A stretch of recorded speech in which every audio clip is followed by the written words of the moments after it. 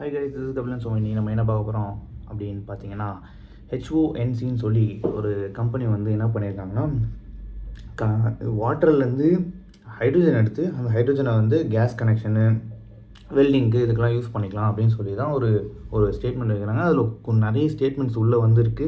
News சேனல்ஸ்லாம் பயங்கரமாக promote பண்ணிகிட்ருக்காங்க. இந்த மேட்டரில் நான் முக்கியமாக சொல்ல வேண்டிய மேட்டர் என்னென்னா, இது வந்து எனக்கு ஏதோ ஃபேக்குன்னு தோணுது. லைக் எனக்கு வந்து என்னென்னா, லா ஆஃப் கன்சர்வேஷன் ஆஃப் எனர்ஜின்னு சொல்லி ஒரு கான்செப்ட் நம்ம ஸ்கூலில் படிச்சிருப்போம். நீங்கள் இதுக்கு தான் படிங்கடான்னு சொல்கிறது. எதை இருந்தாலும் முட்டாள்தனமாக நம்பக்கூடாது, கொஞ்சம் கேள்வி கேட்கணுன்றதுக்காக தான் படிக்கணும்னு சொல்கிறது. So law of conservation of எனர்ஜின்னு ஒன்று இருக்குது. அதில் என்னென்னா, energy neither can be created nor can be destroyed, but it can be converted from one form to another. அதுதான் அந்த கான்செப்ட். அப்போ ஒரு ஃபார்ம்லேருந்து இன்னொரு ஃபார்முக்கு கன்வெர்ட் பண்ணும்போது தேர் வில் பி லாஸஸ். எந்த கேசஸ்லேயுமே அது ஐடியலாக வந்து நடக்காது. நீங்கள் இப்போ வந்து நான் வந்து பிஎல்டிசி மோட்டார் யூஸ் பண்ணுறதுனாலும், பிஎல்டிசி மோட்டாரில் 96% தான் மேக்ஸிமம் இது எஃபிஷியன்சி இருக்கும். மற்றதெல்லாம் ஹீட்டாகவோ இல்லை ஃபிக்ஷன்லேயோ அது டெசிபேட் ஆகி போயிடும் எனர்ஜி, எலக்ட்ரிசிட்டி. ஸோ அதே கான்செப்ட் தான். நீங்கள் வந்து ஒரு தண்ணியிலேருந்து நீங்கள் வந்து இதை கன்வெர்ட் பண்ணுறீங்க, அதை திரும்ப நான் ஃபயராக கன்வெர்ட் பண்ணுறீங்க, அதை வந்து நான் வந்து குக்கிங்க்கு யூஸ் பண்ணுறேன்றதை விட எலக்ட்ரிசிட்டியை டைரெக்டாக வந்து நீங்கள் வந்து இதுக்கு யூஸ் பண்ணிக்கலாம். ஸோ இதுதான் நான் சொல்லணும்னு நினச்சது. அண்டு இதில் நான் வந்து சில இம்பார்ட்டண்ட்டான மேட்டர்ஸ்லாம் பார்த்து வச்சுருக்கேன் பாருங்கள். இவர் என்ன சொல்லியிருக்காருன்னா, 5 லிட்டர் தண்ணியில் ஒரு 6 மாதத்துக்கு வந்து நீங்கள் வந்து கேஸ் ஸ்டவ் யூஸ் பண்ணிக்கலாம் அப்படின்னு. 1 லிட்டர் தண்ணிக்கு 111 கிராம் வந்து ஹைட்ரஜன் உள்ளே இருக்கும். சரியா? நீங்கள் அதுலேருந்து நீங்கள் ஸ்ப்ளிட் பண்ணி எடுக்க முடியும். அதுவும் ஐடியலாக நடக்குமான்னு கேட்டிங்கன்னா, ஐடியலாக நடக்காது. அதில் ஹீட் லாஸஸ் இருக்கும், அந்த நிறைய லாஸஸ் இருக்கும். சரி, நீங்கள் அதையும் கால்குலேட் பண்ணி நீங்கள் எடுக்கிறீங்க அப்படின்னாலும், இது வந்து ஐடியல் சொல்யூஷனாக நீங்கள் வந்து இதுக்கு நீங்கள் பவர் சப்ளை பண்ணணுன்னா மினிமம் 3.7 கிலோவாட் வந்து பவர் சப்ளை பண்ணணும். ஒரு ஆவரேஜாக நீங்கள் ஒரு இண்டக்ஷன் ஸ்டவ் எடுத்திங்கன்னா மேக்ஸிமம் மினிமம் 1200லேருந்து மேக்ஸிமம் 2000 வரைக்கும் 2000 கிலோவாட் வரைக்கும் கன்சியூம் பண்ணும். நீங்கள் இதுக்கு வந்து நீங்கள் எதுக்காக நீங்கள் 3.7 kilowatt use kilowatt hours use பண்ணணுன்றது எனக்கு புரியல. இது வந்து ஐடியல் கேசஸில் 3.7. இவங்க இது பண்ணியிருக்கிறது வந்து எனக்கு தெரிஞ்சு இதை விட அதிகமாக தான் இருக்கும். Like they are not industrial specialist, ஓகேவா? ஸோ அவங்க வந்து இப்போ பவர் சப்ளைலாம் வெளியேருந்து தான் வாங்கி ஆகணும். ஸோ பவர் சப்ளை வெளியேருந்து வாங்கும்போது கொஞ்சம் லாஸஸ் இருக்க தான் செய்யும். அந்த லாஸஸ்னால மேபி நான் சொல்கிற 3.7 இல்லாமல் அதிகமாக கூட இருக்கலாம். ஸோ இது ஒரு கேசஸ் இருக்குது.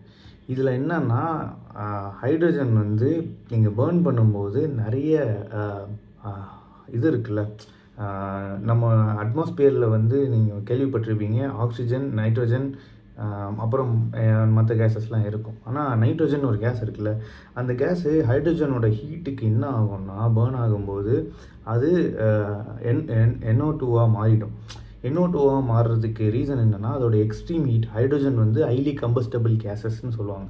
ஸோ ஹைலி கம்பஸ்டபிள் கேஸுன்றதுனால அது எக்ஸ்ட்ரீம் ஹீட் ஆகி அது வந்து அந்த ஹீட்டுக்கு வந்து நைட்ரோஜனே வந்து டைரெக்டாக ஆக்சிஜனோட கம்பைன் ஆகி பேர்ன் ஆக ஆரம்பிச்சோம்.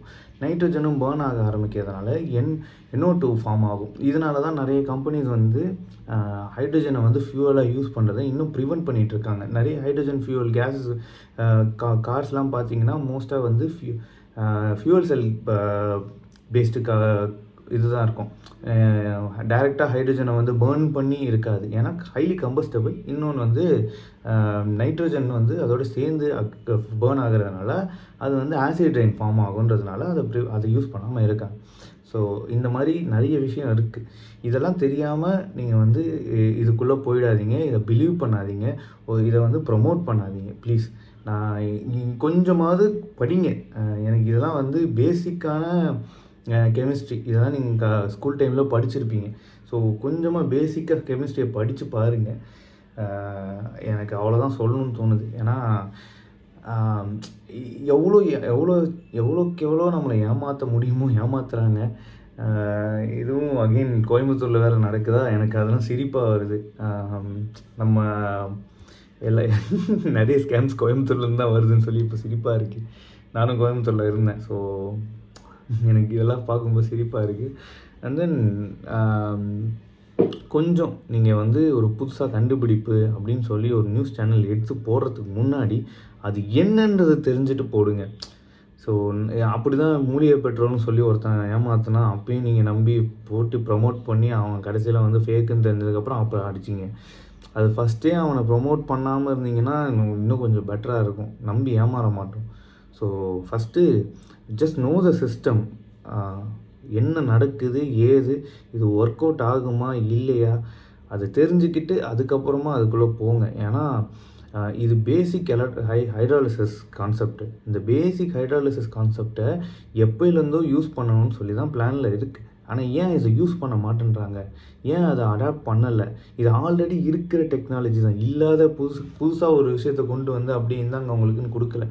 இது இருக்கிற டெக்னாலஜி தான், எல்லா பேப்பர்ஸ் இதுக்கு இருக்குது, ஜேர்னல்ஸ் இருக்குது. ஸோ அப்புறம் ஏன் நீங்கள் வந்து இதெல்லாம் ரிசர்ச் பண்ணாமல் சும்மா எடுத்து போகிறீங்கன்னு எனக்கு புரியல. இதனால் எப்படின்னா லைக் அன்வான்டாக ஒரு எப்படி சொல்கிறது, அன்வான்டாக அட்டென்ஷன் நீங்கள் ஒருத்தர் கொடுக்குற மாதிரி இருக்குது. ஸோ ப்ளீஸ் நியூஸ் சேனல்ஸில் ஒர்க் பண்ணுறவங்க கொஞ்சம் என்னன்னு தெரிஞ்சுக்கிட்டு அதுக்கப்புறமா ப்ரொமோட் பண்ணுங்கள். அதே மாதிரி இதை நம்பி வாங்கி ஏமாந்துடாதீங்க. ஏன்னா ஹைட்ரஜன் வந்து ஹைலி கம்பஸ்டபிள். நீங்கள் வீட்டில் ஒரு சிலிண்டர் டேங்க்கில் வச்சு நீங்கள் வந்து ஹைட்ரஜனை ஃபுல்லாக ஸ்டோர் பண்ணிங்கனாலும் அது ஹைலி கம்பஸ்டபிள், வெடிச்சிடும். அப்படி கூடிய ஒரு மெட்டீரியல் தான் ஹைட்ரஜன். அதனால தான் காரில் யூஸ் பண்ணும்போதே அது ஃபியூவல் செல்லுக்காக யூஸ் பண்ணுறாங்களே தவிர டைரெக்டாக வந்து நான் ஹைட்ரஜனை வந்து கம்பஸ்ட் பண்ணுறேன்னு சொல்ல மாட்டாங்க. அதே ஃபியூல் காரில் வைக்கும்போதே அதை பார்த்து தான் வைக்கணும். அதில் in case of any accident it's combustible, highly combustible gas. நீங்கள் ஹைட்ரஜன் பலூன் ஃபஸ்ட்டு ரிலீஸ் பண்ண ஹைட்ரஜன் பெருசாக பலூன் மாதிரி ஒன்று இருக்கும், பறப்பாங்க. அதெல்லாம் ரிலீஸ் பண்ணும்போது அதுக்கப்புறம் ஹீலியமுக்கு மாற்றினதுக்கு ரீசனே வந்து ஹைலி கம்பஸ்டபிள்ன்றதுனால தான். So understand the system before using this technologies. Okay, இதுதான் நான் சொல்லணும்னு நினச்சது. Bye guys, bye.